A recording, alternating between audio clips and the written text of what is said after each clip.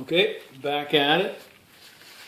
So what I did was I got my rear wheel put back on and straightened out, and then I needed to tighten up this nut. Now when I took that nut off, it wasn't super tight. It was I wouldn't say it was loose, but it really wasn't tight. It didn't take much to take it off. So, you know, I'm just going to tighten it up. It's very difficult to get a socket that's going to fit inside this space. I don't have one, and that's a very large, I think that's almost a 1.5 inch nut there. So I don't have any kind of a socket where the walls are thin enough that it'll fit inside of there. So what I did was down at the local Restore, which is one of those Habitat for Humanity stores, and they just, people drop off tools and you can buy them cheap. I picked up one of these, just a flat wrench, just a flat bladed wrench. I bent it a little bit so that it angled a little better to use here on the sprocket. And then I ground it out to the 1.5 inches so that it fits over there nicely, but it's only on 2 faces, but you know, I'm not going to put a lot of torque onto it. And then just an old piece of wood, and I got it underneath one of the teeth on the sprocket. And then just kind of went at it. Oh, there we go. So not a lot of force, but enough. And that's all it took. You know, like just it's not tightening up anymore. And now when you try to move it, you see the chain moves, but the sprocket doesn't move in and out. I'm able to look inside here. And the felt washer is now compressed. So I know it's as tight as it's going to be and it's in the right spot. So the next thing now is to just peen over one of the tabs on the lock washer. And because that's all it was peened over before, was just one. So I'll just do the same thing.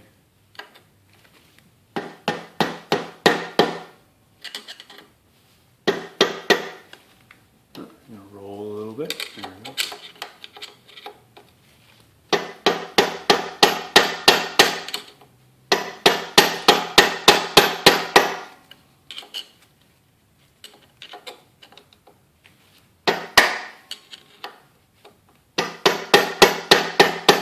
I'm going to I'm just using my old beat up screwdriver that I use for poking things. Let me get a better flat punch. Get the right tool for the job, proper punch, and then act on that a little bit better. There we go. There, look at that, what a difference when you have the right tool. Is that on there now? Yeah, that's on there now for the, it's on the flat of the washer, or sorry, the flat on the nut. So there's the other one, right there. There's the tab, but I didn't bend it over. This held it on for years and years and years, so I don't think it's going to be any different. Now the only thing I got left to do here is clean up the chain. My chain's a bit dirty, even though I put some paper underneath it to try to protect it, but still ended up getting a bit dirty. But there we are. So now next is go around to the other side and start to put the gear set in. So I'll go up here. So here's the gear set. I just got it in the oil pan for now, but I've got it set up. This bushing here can come off, but it didn't come off when I dismantled it. So I didn't see any reason to mess with that. Likewise with the Kickstarter here. This Kickstarter gear, I'm pretty sure you'd have to press that off. I don't think that'll just pop off. But again, there was no damage to it, so I never touched it. Here's the other gear set up top. And the selector, the fork selector here, or what would this be? Just the forks. Because the other one is the selector that's inside the gearbox. So pretty straightforward. This side is going to go into the bushing on the bottom. This is the lay shaft here on the bottom. And I've already greased up the bushing as well as greased up the all the bearings, bearing surfaces on the inside cover. And then with the fork goes this large gear goes against this smaller one, and this smaller gear goes against the large one, so and that's not tough to mix up. And the selector goes so the pins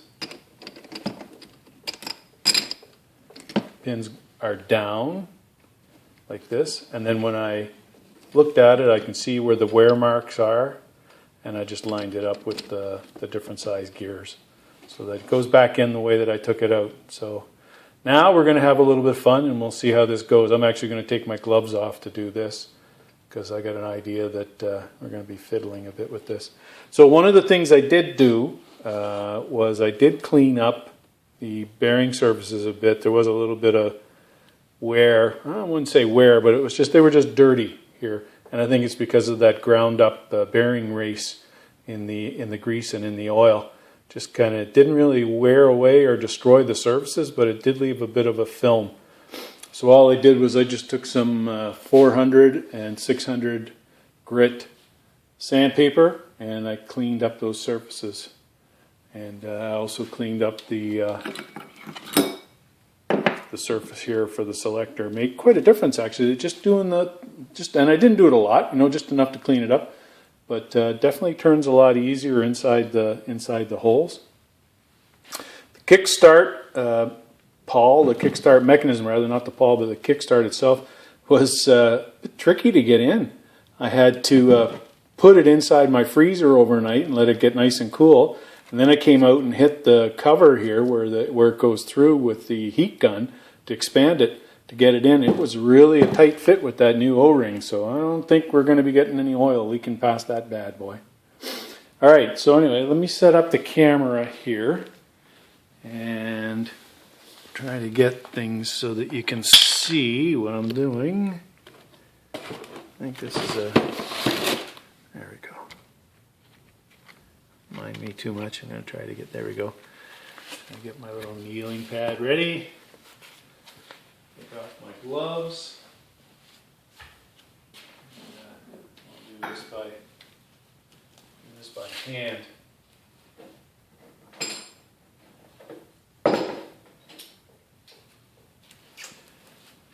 Alright, so what I did now was I put the selector in the position so that where it's going to go into these little pins is out. So I'm hoping that I'll be able to catch it. I got it right? Yeah, I just want to double check before I throw it in so that the gears are correct on top. So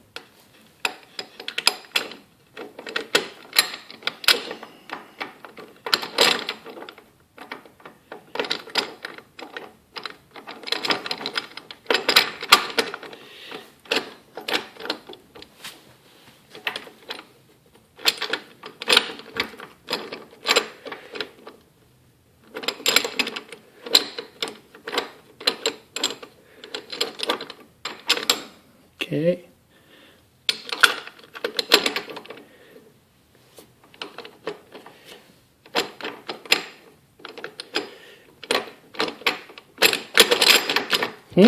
Fiddly or what, eh? Let me move the camera back because I'm going to knock you with my other arm, my left arm here. And I'm just going to move the light up a little bit just so I can see what's going on here.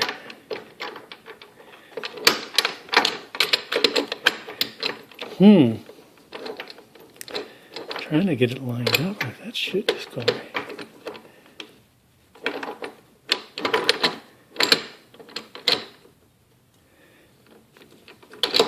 There we go, that's the top one started. There we go. The other thing is, I can feel that it went into the bush on the other end, but it's not going to engage with the dogs here.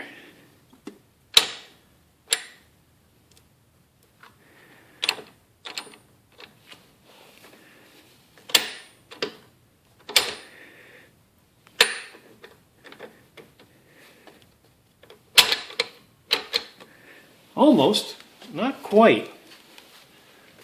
And just get up here and slow down a little bit and just take a moment. It's a little tricky just to catch it. I can feel that the top ones are in okay, and I can feel that I've caught the bush on the bottom, but can't get those darn pins to catch on the bottom. All right, let's see if I can I sneak that?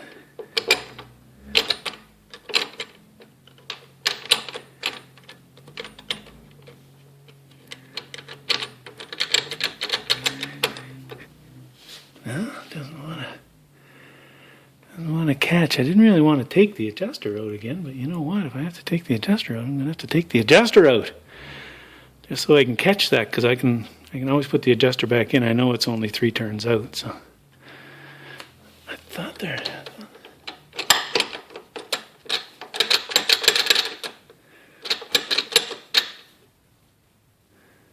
You know, I wonder.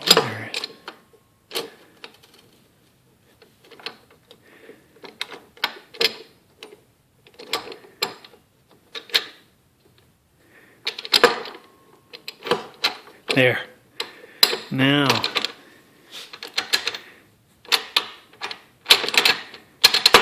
There we go. Got you.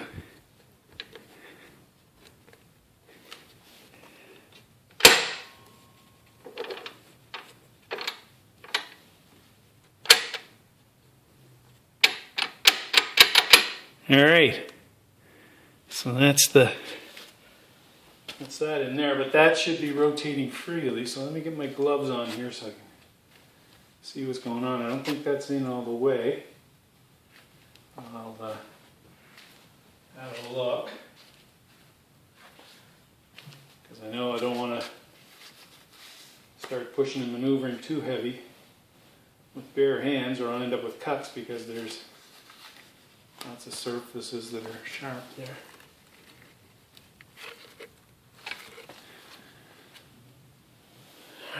Let's see. Okay. There's the wheels turning.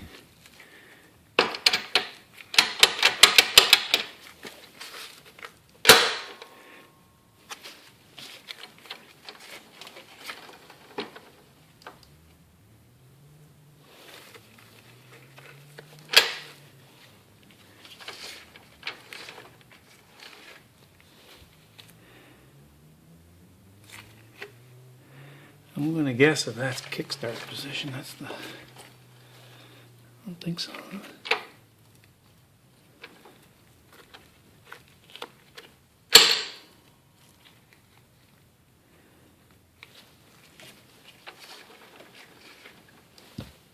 Okay, everything's rolling in there anyway.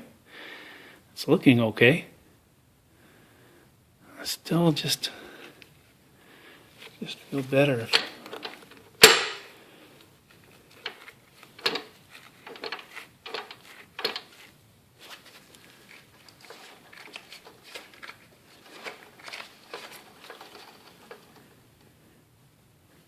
yeah, look.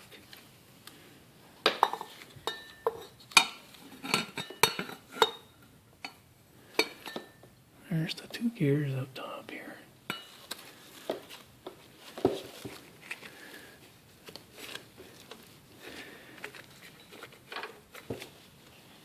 All right. Yeah, I'm going to play with this a little bit more and just make sure that I got it right. And if not, well, then we'll start over again. I'll pull it out and start over again.